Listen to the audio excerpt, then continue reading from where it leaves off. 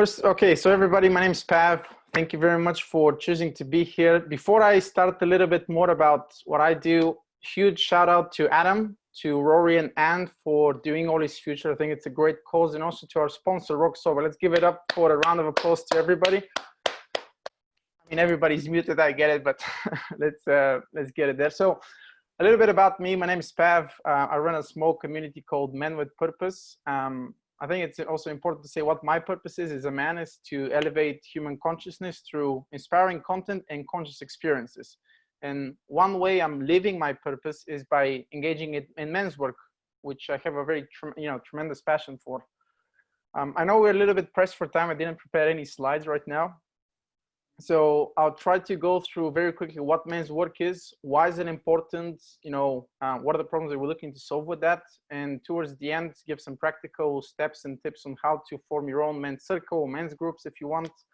I'm not sure if you do have any time for questions. Feel free to post them in the chat, and afterwards I hopefully will be able to answer that. So a little bit about, what is men's work? I think that's really the real the real work men should be doing. It's about becoming a better man, a better human being. And I know this term is often thrown around. It's very loosey-goosey, so I'll put some more context around that. Becoming a better man in regards to relationship to ourselves as men, relationship to other men, to other women, to children, community, and the world at large, which sounds like it's a very difficult thing to do. And men's work is really an invitation for men to start looking at what's really going on in their lives. Besides work and achievement, which a lot of my peers, myself included, are really focused on, and that's important. That has a place in itself, that's for sure. But really being able to show up and share that in a safe environment with other men.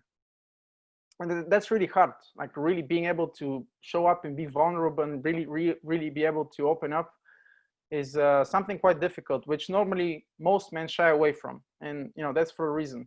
So why is it important? Why is it important for us to talk as men? I think Rory and Anne put it beautifully. That's a beautiful story. Thanks for sharing that.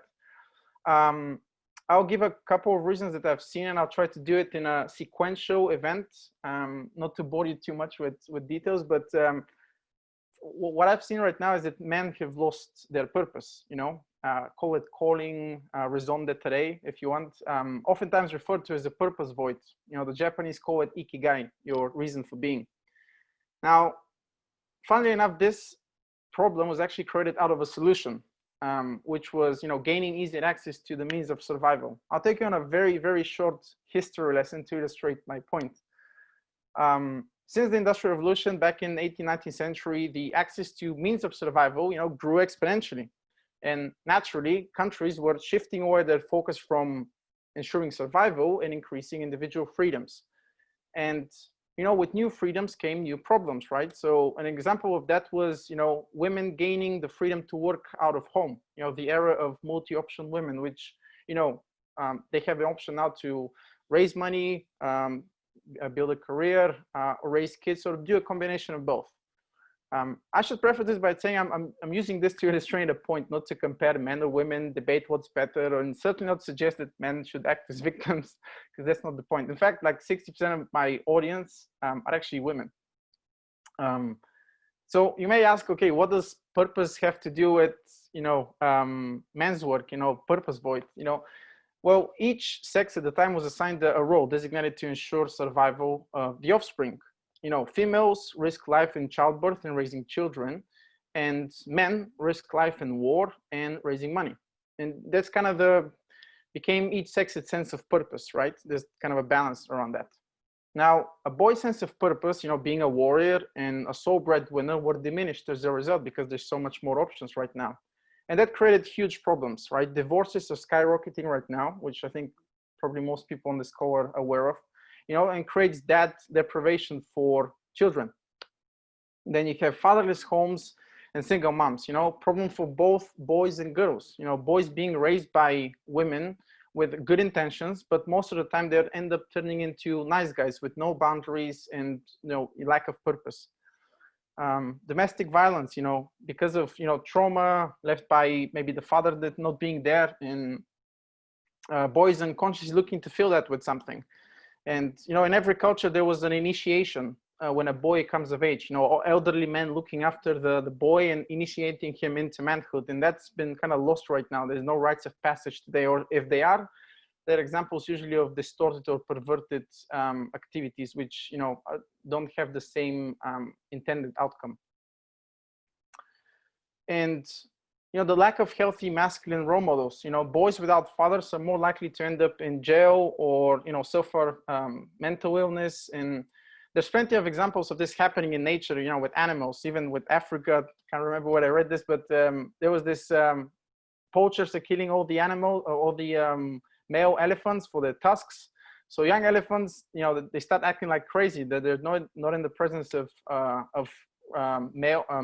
like masculinity and male role models, and they start acting crazy. They start killing other animals, people, and just creates a huge imbalance.